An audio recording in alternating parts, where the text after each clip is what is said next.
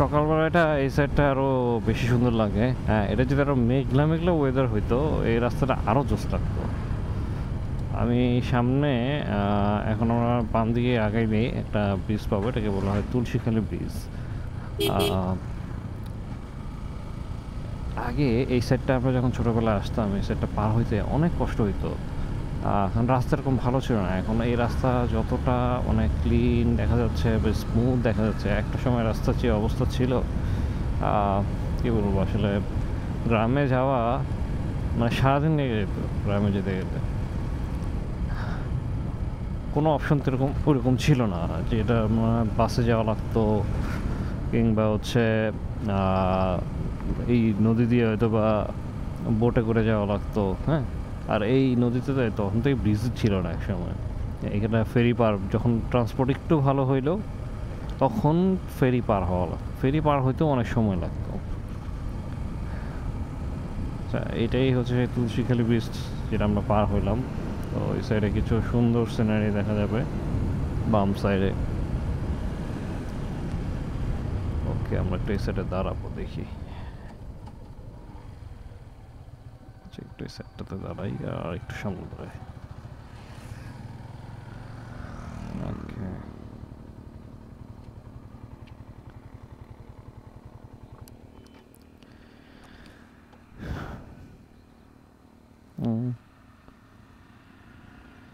ওকে, ধান চাষ করতেছে, ওকে ধান হয়তো কাটতেছে।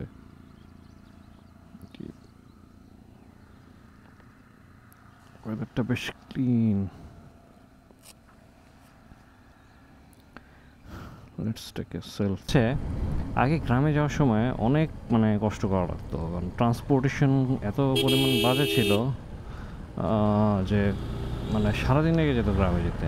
আমি যখন খুব ছোট তখন হচ্ছে আমার মনে আছে আমরা তখন most of the time launch মানে বোটে করে বোটে করে যেত। বিশ্ব রোড বা পুস্তকালয় ওই সাইডটা থেকে সম্ভবত বোট ছাড়তো, এটা যেতে হচ্ছে গিয়ে নামতো নবাবগঞ্জের দিকে।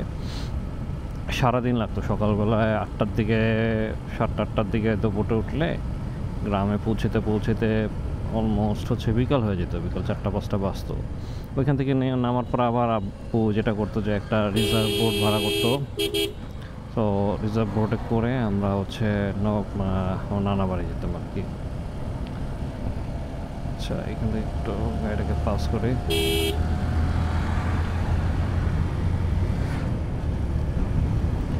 তো আস্তে আস্তে তো ট্রান্সপোর্টেশন অনেক ভালো হয়। এমনও আছে যে ঢাকায় আসার সময় তখন ওইখান থেকে কোনো রিক্সা ছিল না, নানা বাড়িতে কোনো রিক্সা পাওয়া যেত না বা কোনো কিছুই পাওয়া যেত না।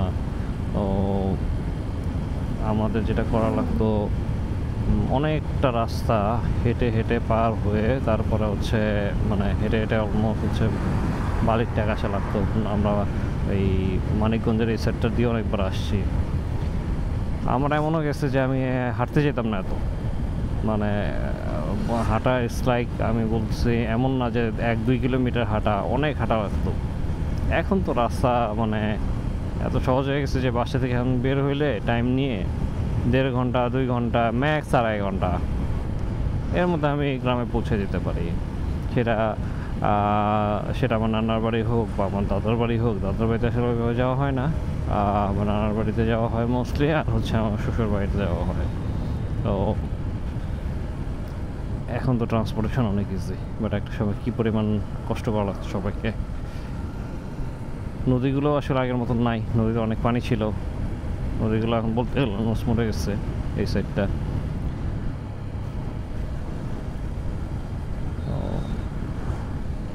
আচ্ছা, আপনারা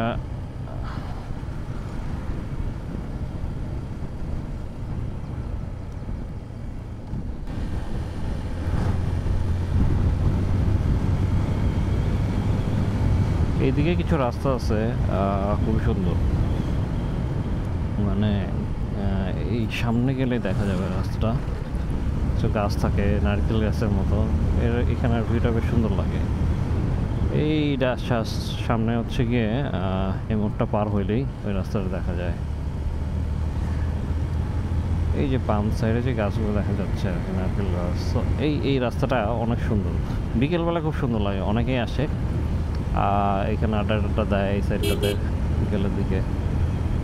আর একটু সামনে যাই আর একটু ভালো মতো বোঝা যাবে। আপনারা রাস্তাটা একটু এনজয় করতে থাকেন, আমরা আস্তে আস্তে আগাই। এই যে অলরেডি এখানে একটা গাড়ি থামে, কী করতেছে এখানে? আমি ঠিক এই জায়গাটার কথাই বলছিলাম, এটা খুব সুন্দর লাগে।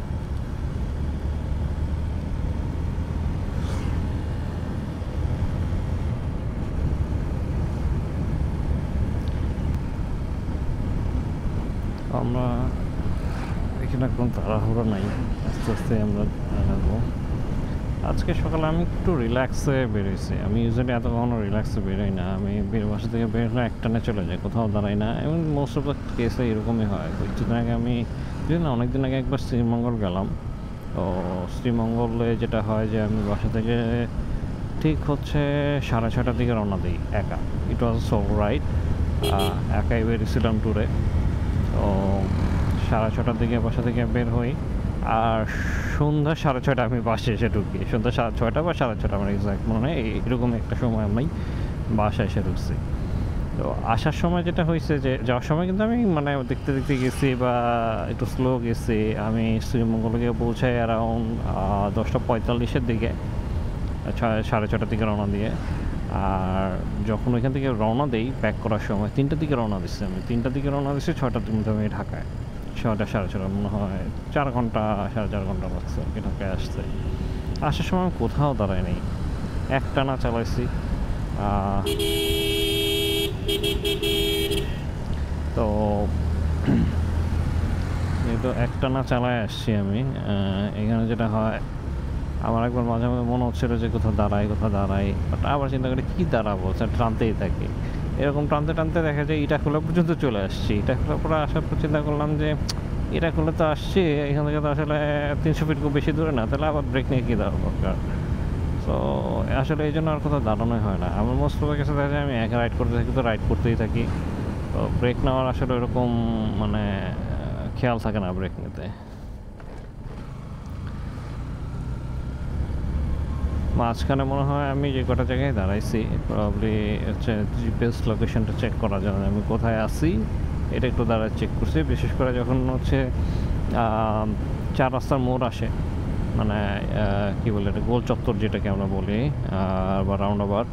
সো এই জায়গাগুলোতে যেটা হচ্ছে আমি একটু কনফিউজ থাকি যে হচ্ছে আদৌ সেখানে আমি করতে পারবো, মানে ডান দিকে যাব নাকি বাম দিকে যেতে হবে, আসলে কোন জায়গাটাতে যাব ওইটাই আসলে বোঝাটা একটু ডিফিকাল্ট হয় আমার জন্য। দ্যাটস ওয়াই যেটা হয় যে আমি ওই জায়গাগুলোতে দাঁড়ায় একটু চেক করছি যে আসলে আমার কোন দিকটা যাওয়া লাগবে। তো ওই ট্রিপটা বেশ ভালো ছিল। আবার কয়েকবার শ্রীমঙ্গলে যাওয়ার মানে নিয়েছিলাম, প্ল্যান করছিলাম, বাট আসলে সামহাও যাওয়া হয় না, আমার শরীর একটু খারাপ ছিল।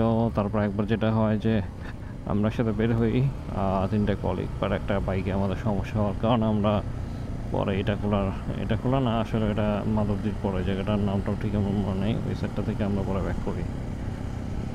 এখানে একটা ব্যাকগ্রাউন্ড মিউজিক অ্যাড করে দেবো।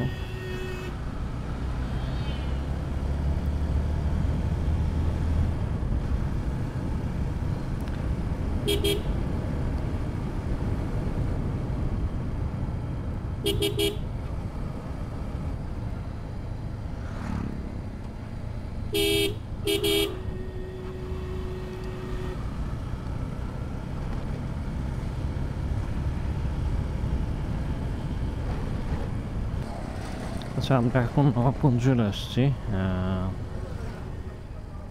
হঠাৎ করে রোদ চলে গেল মনে হয়, এরকম হচ্ছে।